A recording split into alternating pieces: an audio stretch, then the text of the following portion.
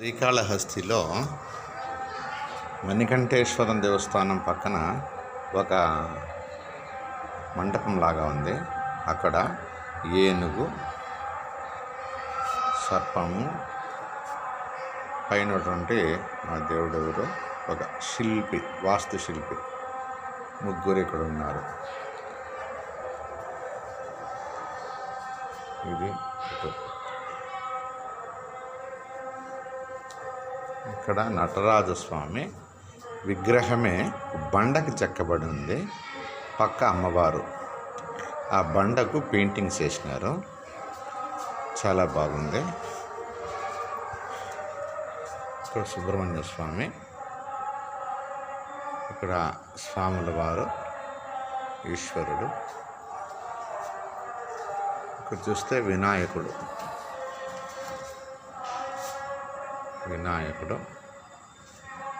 ఇక్కడ అయితే ఏదో ముగ్గురు అమ్మవార్లు ఉన్నారు. ముగ్గురు అమ్మవార్లు, ఈశ్వరుడు ఉన్నారు.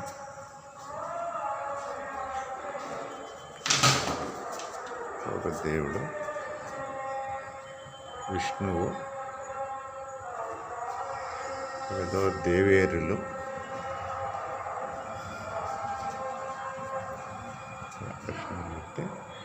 ఏదో ముగ్గురు దేవేరులు ఉన్నారు. ఇది విశేషంగా అనిపిస్తుంది. కింద వల్ల ఏనుగు, కింద ఈ చిత్రాలన్నీ చూడండి.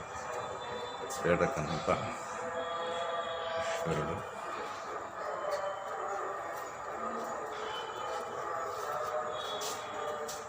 కింద వీళ్ళు వచ్చి నాయనార్లు, కింద నాయనార్లు.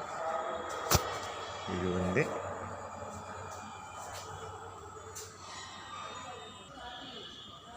ఇలాగన్నమాట. ఎప్పుడైనా మీరు శ్రీకాళహస్తి వస్తే మణికంఠేశ్వర స్వామి దేవస్థానం పక్కన ఉన్నటువంటి ఒక మండపం తప్పకుండా దర్శించండి, చాలా బాగుంది. చూడండి, అదే మంటపానికి పైభాగంలో బ్రహ్మలింగము అని ఒకటి ఉంది. బ్రహ్మలింగం, ఇది బ్రహ్మలింగ మంటపం. చూడండి, 4 ముఖాలలో కూడా ముట్టునట్టు. దీన్ని బ్రహ్మలింగం అంటారంట.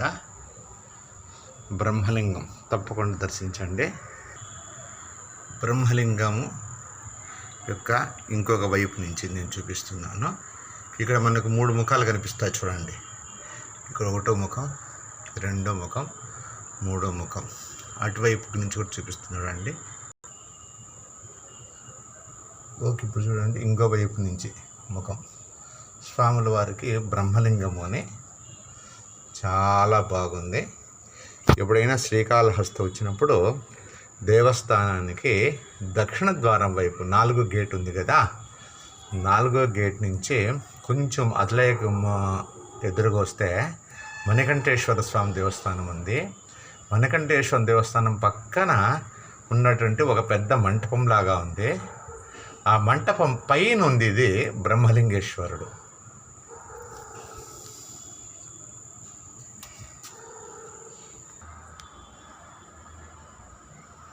ఇదే భక్త కన్నప్ప ఉన్నటువంటి కొండ, అద్భుతంగా ఉంది.